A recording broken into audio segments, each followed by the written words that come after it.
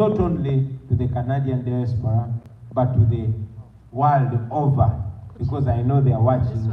I know they're watching in Dubai. I know Vakadama Kwebali, Nadala Abogero Luzungu.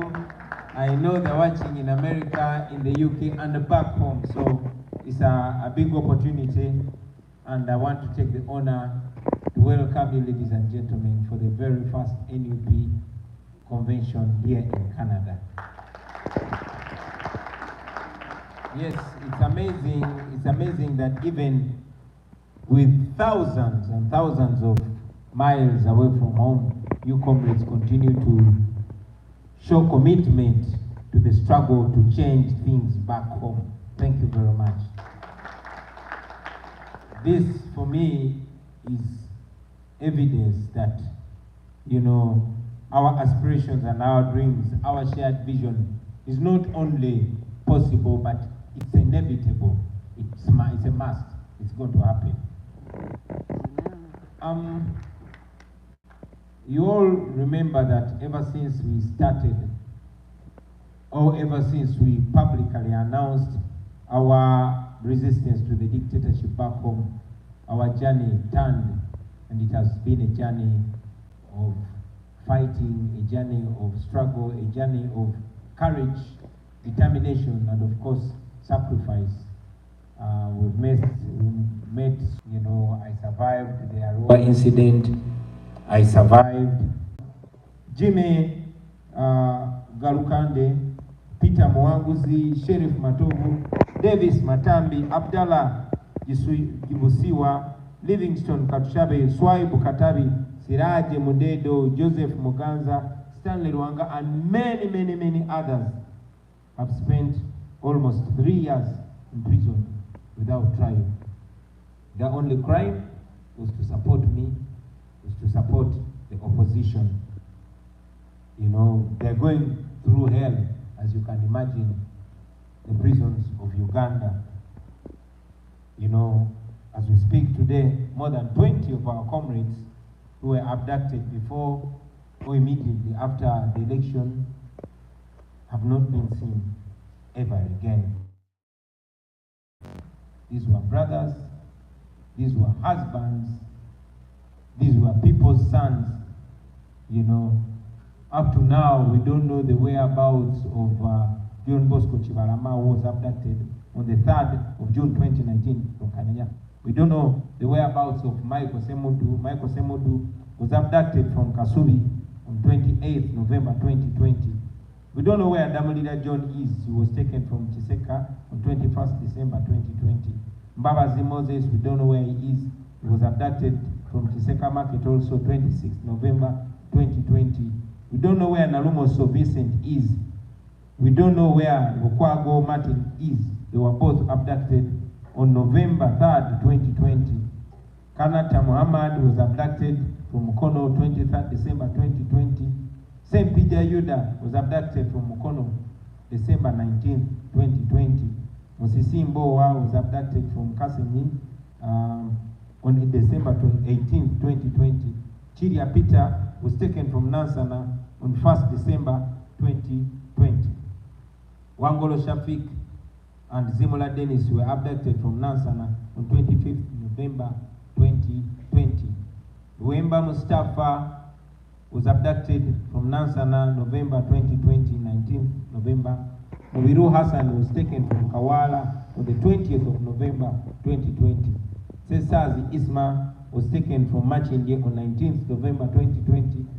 Sembo Joffrey was also abducted from Machinde on 12th February 2021. George Kasumba was abducted from Chotera on 19th of January 2021. Baguma Joseph was abducted from Chebando in December 2021. I mean, these were taken away by Museveni men. And these are the few that we have managed to follow up, but hundreds upon hundreds of young people were abducted, taken Pandagari style.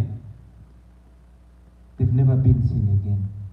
They were taken by Museveni men. Some were taken by men in military uniform. Others were taken by gunmen in plain clothes. Nobody has ever seen again. And it will remain strong. And yet we refuse to give up. We refuse to give up because we know that when the struggle is over, we shall wear the victor's crown. We don't just sing these words, we mean them from the bottom of our hearts because we believe them. We know that good has never failed to win evil. So we pronounce them because we believe them deep to the core. We believe that we shall win in the end. We believe that we shall go to a new Uganda where all of us are going to be equal before and under the law. A Uganda where the law will work and you cannot take me away. You know, where if I have no crime, you cannot torture me, you cannot kill me.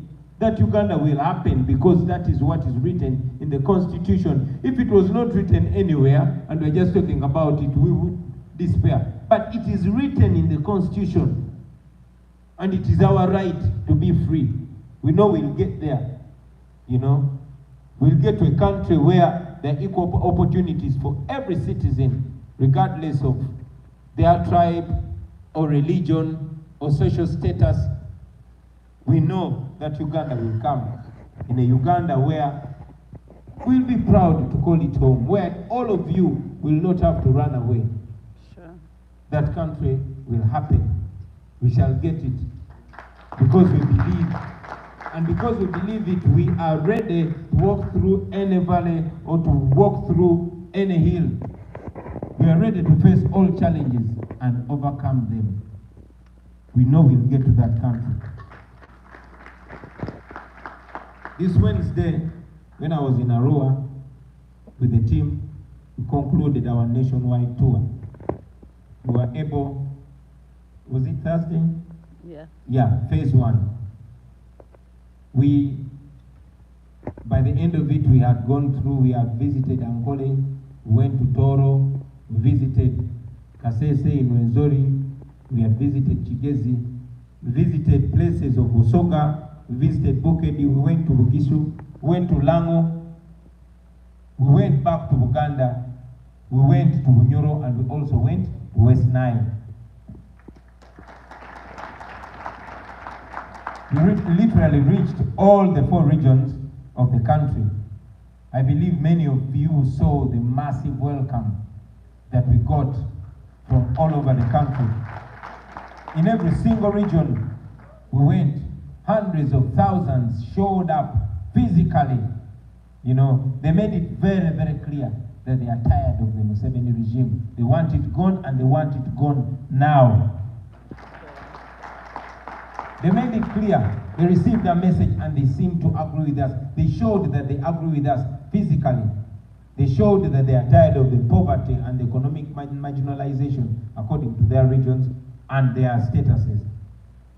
They made it clear that they are tired of the corruption and the human rights violations. They made it clear physically that they are tired of the land grabbing. They showed up. They stood with us. They sang loud. They showed that they are tired of the hospitals that are sick themselves, of the roads that are full of potholes. They showed that they are tired of the tribalism and nepotism of Museveni. They made it clear everywhere, even in Ankole. They made it very, very clear. They showed that they want their freedom and dignity. They showed that they think the same. Across, you cannot divide them. They made it clear. You all saw it. It was live. Now, with that, the regime got very, very scared. They got scared. They planned to assassinate me, but we got the information and we exposed them. Then, they started planting bombs. We must take up, we must take Gorula, we must take up, we must take Gorula. They wanted to create fear, the same way they used to do when they are still rebels. You know? Then they wrote to us, claiming that they had information that some terrorists wanted to kill me. So they wanted me to fear and abandon the program. We refused because we know them. So with all having failed, they shamelessly wrote to us. One Kasiga Zitumusimi, Deputy Inspector General of Police, wrote to us reportedly ordering us to call off our national tour. We made it clear to them, and now I want to repeat it. We are not going to follow any illegal order. We are not. We shall continue with the second phase of our program when we go back to Uganda. So, tetanaba kutuuka tujja kasika sisi abagamba nti tujja bwe mwatwaniriza era ffe tubigambira nti tujja.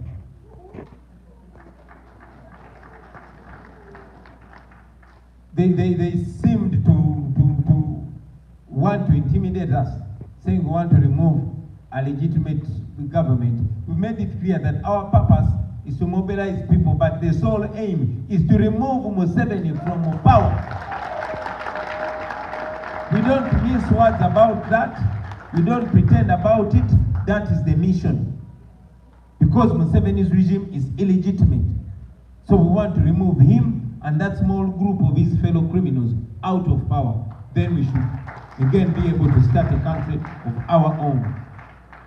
We don't want to wait for 2026.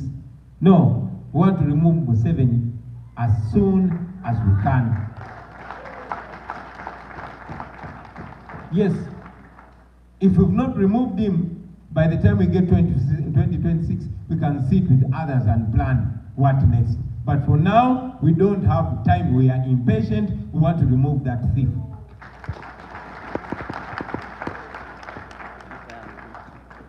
Yes, you know, we don't want to pretend about it. We want to remove Museveni, and these are the reasons. Number one, every day that Museveni spends ruling over our country, Uganda goes back by 10 days. Every day, I can tell you, the man uses 2.8 billion shillings of our money every day. 2.8 billion, 2,800 million shillings of your money. Not every year, not every month, not every week, every 24 hours. Okay? As if that's not annoying enough, we lose 10 trillion shillings to corruption every year. That means every day, Museveni and these people, they still, because they're the chiefs of corruption, every day we lose 28 billion shillings of taxpayers' money to corruption. That's what happens. Okay? So imagine, in only 6 years, even at the current exaggerated cost, that money alone would have tarmacked all of Uganda's 21,000 kilometers of national road network. At least 3,000 kilometers every year. That is what that money is supposed to do.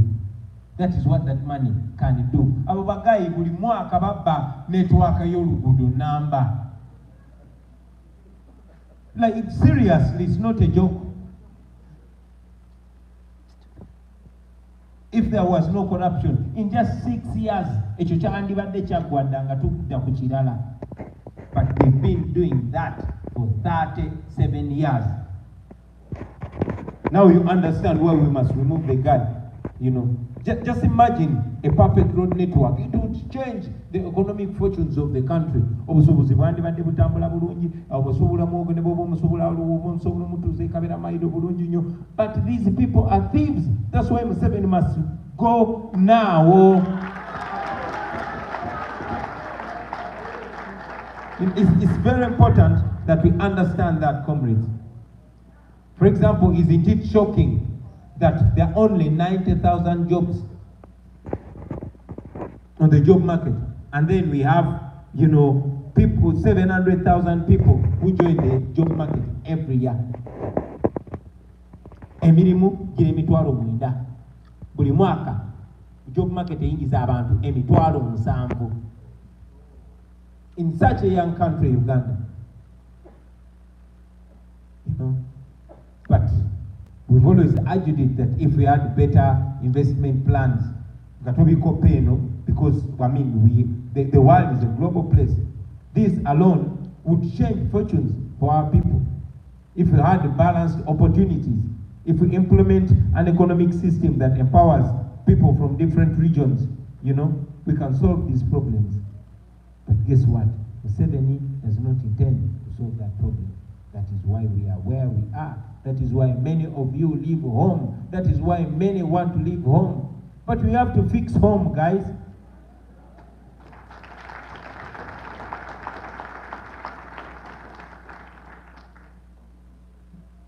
Many of you would not be here if these problems were fixed back home. And you know what? The only thing that stands between us and that dream is Museveni and his hunger zone, because they are the root cause of the problem in the first place.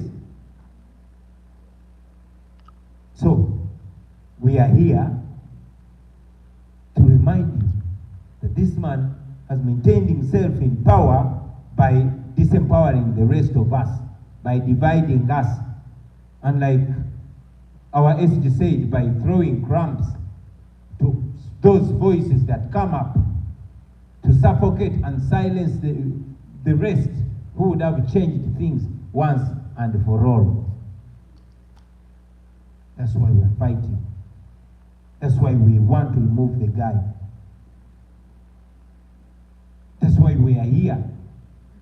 That's why, I mean, back in the days, I used to come here to perform to you. I come here, I perform, you pay me money, I enjoy, we go dance and everything. But now, all that doesn't work because home is rotten. Okay? I will not be like these other fellow artists of mine who don't look beyond Friday night. We want fixed home, so we can enjoy it. If you become one rich person among 1,000 poor, I mean, bobero mugago mungo li mubavu 10, egwe mwavu 10 mu. Yes, look at these countries and how they are governed. Here in Canada, no matter how poor you are, no matter how broke you are, your brokenness ends in your house. When you walk out, you're just as rich as any other Canadian.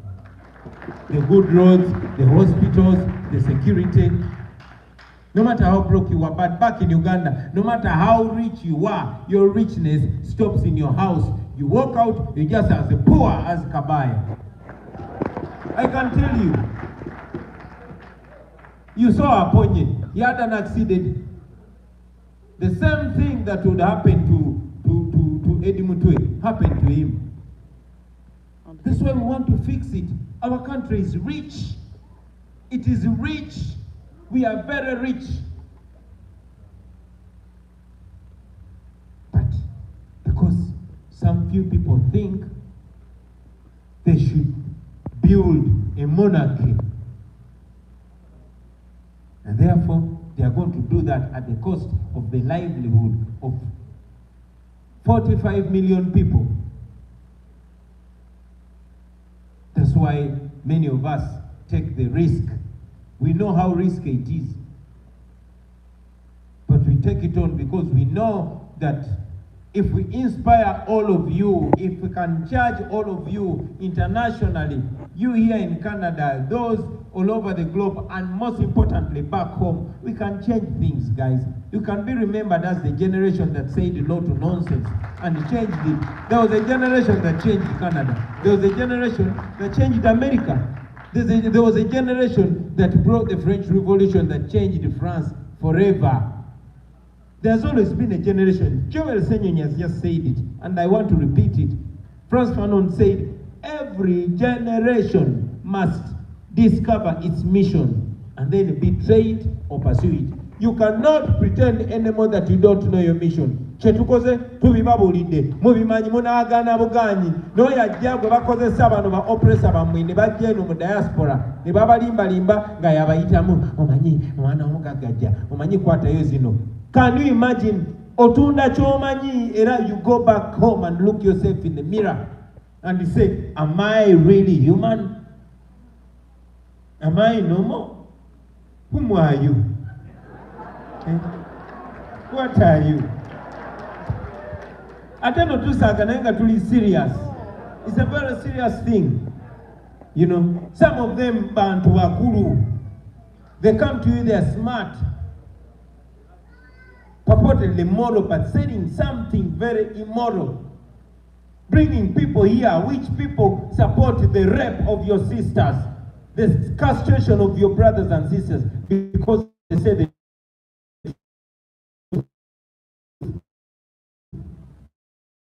what is controversial about that? Don't steal from the poor. Tobama Wati. That truth becoming a crime, and you think that should be, it is not normal. So brothers and sisters, while we say that here, the line is in Uganda, and I must tell you today that back in Uganda, I'm headed for some tough days ahead. But I want to request you not to despair, not to give up. We are very grateful, of course, support that you've given in the struggle, and I want to encourage you to support more in very many different ways. We are heading for some times. You've all Tumusime Kasiga, the IGP of police, you know, who is supposed to be an officer of, but is using the law, you know, stopping our activities using a position that was nullified by the Constitution of 15 years ago. Aze atugambe mulekerawo activities amwe nga koti ngeteka lya polisi ekoti mu mwanga gwa musango mu musango gwa mwanga kivumbi ekoti lyasaza mu emyaka 14 egiyise. That is how much impunity these people use to him and say we are not going to take his no.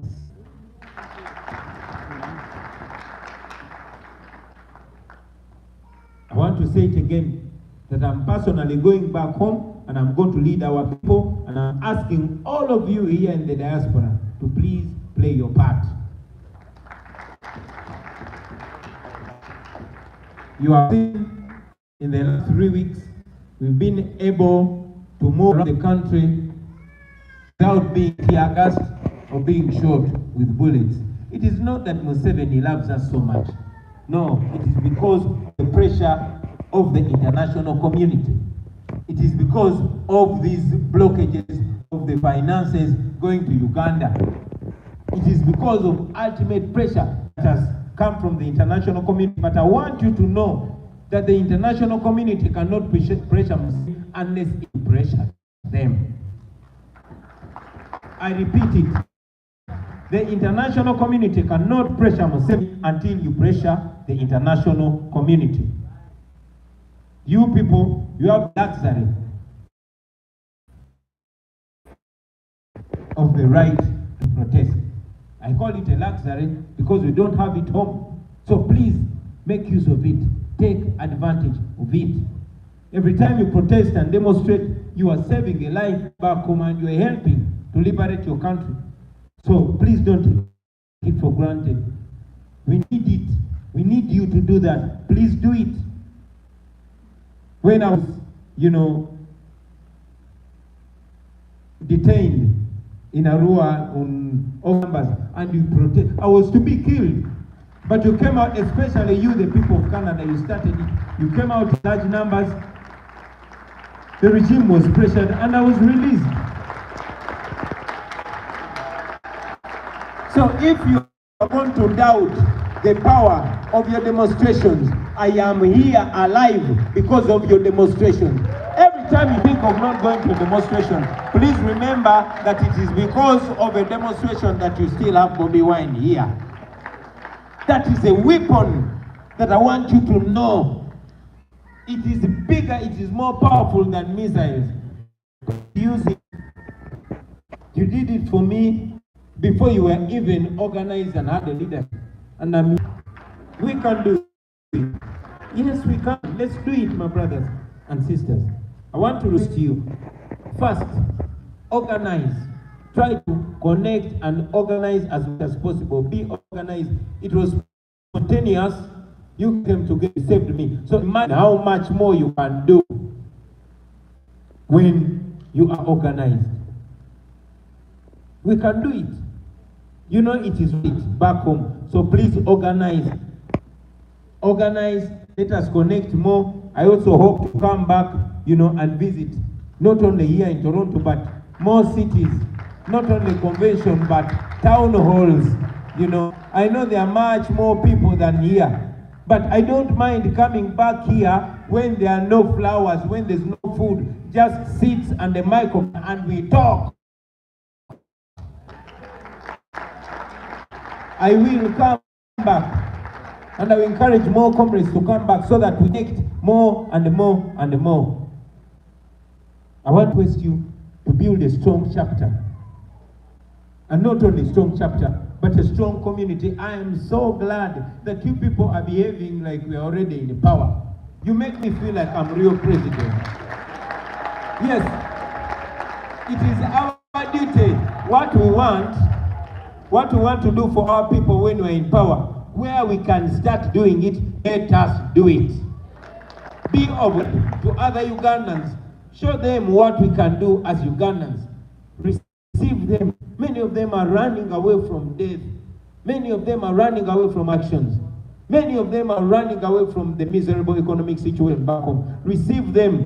Make them feel warm. Then encourage them to fight from here, but making sure it is home that benefits. Build a strong community, comrades. And don't allow that community to be infiltrated. Resist and isolate. Elect with matters. Preach to them what is good. But for those that have come to convert you from the good person to the evil, resist. You can't. Many of them are going to come on taxpayers' money. The money that is supposed to build a hospital for your mother, for your auntie, for your sister who you left in Uganda, they're going to give it to somebody to come and bribe you here. So that you shut up, not only you, but you shut up others, not to talk about the evil back home, so that you can remain a slave and your people can remain slaves forever. Resist those people. Don't allow them infiltrate you. If that is a role that you can play to protect this revolution, please play that role. Remember, this is war. This is war between good and evil. This is war between light and darkness. This is war between freedom and oppression. It's a war. The only difference is they come with guns and money. We only come with our bodies and the truth. But it's more powerful, because even if it's one man plus the truth, that is the majority.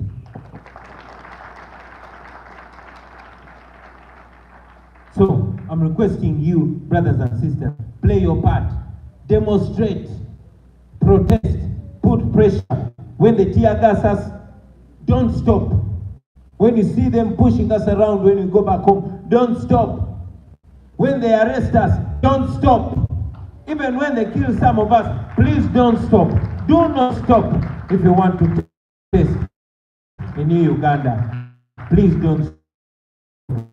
Thank you very much for listening to me, ladies and gentlemen. May God bless you. We can continue.